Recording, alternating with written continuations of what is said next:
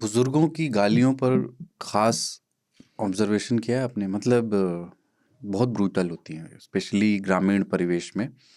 वे बुजुर्ग मतलब और वैसे उनके लंबे भी होते हैं, मतलब वो हाँ, पूरे के पूरे सेंटेंस जो सेंटेंस हैं होते वो हैं दरअसल शब्दों का वो। उपयोग और नहीं करते, वाक्यों का हाँ, करते हैं। वो जैसे आप जो बात इतने छोटे से वाक्य में कही जा सकती है, उसको कहने के लिए लंबे वाक्य चूज करते हैं। जैसे कि मिसाल के तौर पर, जैसे किसी से, और वो आंगन किनारे बैठे रहते हैं ना, कुछ होता है किसी ने छेड़ा, या जैसे मेरे गांव में वो दादा है, हे दादा कुर्र।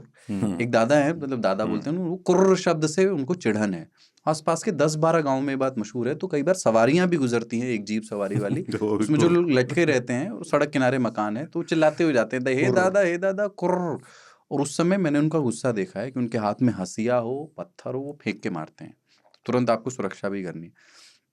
तो वैसे सिनेरियो में वो इस तरह की गाली देते हैं कि अरे तुम्हारा तुम्हारा जो है खानदान के विनाश वही दिन लिख गवा रहा जब तू अपनी माई के कोखे से जन्म लिया। अब ये ऐसी गाली है कि इसमें ये कहा गया है कि दरअसल तुम अपनी माँ की कोख से जब जन्मे हो, तब खानदान की समाप्ति का एंड गेम शुरू हो गया। ये माँ को भी गाली है, खानदान को भी गाली है, उस व्यक्ति के वजूद को भी गाली है, पर इसमें कोई भी असंसदीय अपशब्द नहीं है। हाँ, पर ये बहुत चुभने वाली तुमको गाली है। कीड़े, कुछ लोग कहते हैं कीड़े तुम्हें पड़े। कीड़े पड़े। हाँ लेकिन यही जो बुजुर्ग लोग, क्योंकि उनके पास वक्त बहुत होता है, वो स्थान विशेष का नाम लेते हुए कीड़ों की संख्या और उनके हाँ आकार हाँ और रंग इत्यादि पर चले जाते हैं। हाँ, वो जैसे टीचर लोग डिटेलिंग। मारते थे ना, गधे, बेवकूफ।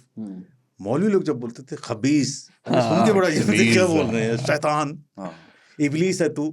अरे ये क्या क्या बता रहे हैं आप? इब्लिस बोलते हैं गाली में।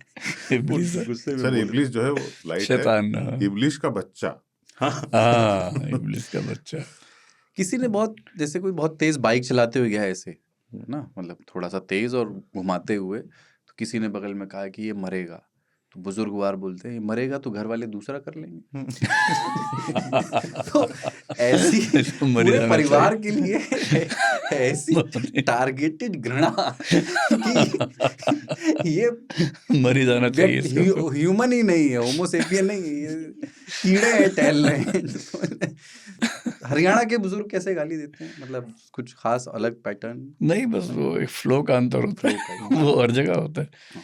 जैसे उत्तर प्रदेश में गालियों में से जहाँ न है वहाँ हरियाणा में ण हो जाता है, तो उससे थोड़ी कर्कशता बढ़ बढ़ जाती है, बढ़ जाती है। मूर्धन्य लोग। आक्रामकता बढ़ जाती है। एक जो गांव में वहाँ बावड़ी लगाने का एक जो कल्चर है ना, बावली पूंछ, वो ल और ड़ के बीच बावड़ी, में है, बावड़ी। हाँ वो मूर्धन्य लॉ है ना। हाँ, तो बावड़ी पूछ तो नॉर्मल अच्छा, ये शब्द है। जो बावड़ी पूछ है ना, ये पूरा समाज बावड़ी पूछ बोल रहा है, जहाँ तक हमें आइडिया है। ये बावड़ी बूझ होता है, बूझ, अच्छा, ओ हाँ, बुद्धि, सोच वही है बुद्धि। वो। बावड़ी बूझ। बावड़ी पूंछ। और ये हरियाणा में भी आमतौर पर लोगों को नहीं पूछ, पता, हाँ, बावड़ी पूछ। पूछ बोलते हैं, पता नहीं पूछ का क्या मतलब है। बावड़ी मतलब पागल, हाँ। बुद्धि, तो बावड़ी बूझ है पागल बुद्धि, basically। बावड़ी बूझ। कुछ गालियां जो दादी वगैरह देती थी, बड़ा प्यार होता था उसमें, तो हर करजवा में नून लागे। कितना प्यार है यार। तो वो बड़ा अच्छा होता था। एक बार एक चचा जो है चाय की दुकान पे सुना रहे थे किस्सा, और वो मतलब सोशल मीडिया पे एक्टिव वाले नहीं होते हैं, चचा की उम्र हो गई है बट सोशल मीडिया देखते हैं, तो उस चाय हाथ में ले करके एक लाल दाढ़ी वाले चचा उस भी थे, वो सुन रहे थे, मेहंदी वो भी वाले। हाँ, मेहंदी लगाए हुए। तो ये सुना रहे थे, ये नॉर्थ 24 परगना है ना, वहाँ का एक किसान पश्चिम बंगाल का बहुत वायरल हो रहा है।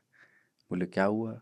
तो सब और 2-3 लोग आ गए, अरे साहब वो मछली पकड़ने गया, समंदर की लहरें उस दिन, मौसम विभाग ने कहा भी था थोड़ा आगे चला गया, ना हुआ, डूब गई, लेकिन तैरना उसको आता था, तैरने लगा, आँख खुली तो देखा चारों तरफ पानी, कहीं ज़मीन नहीं, अब किस डायरेक्शन में जाए, पर हिम्मती था।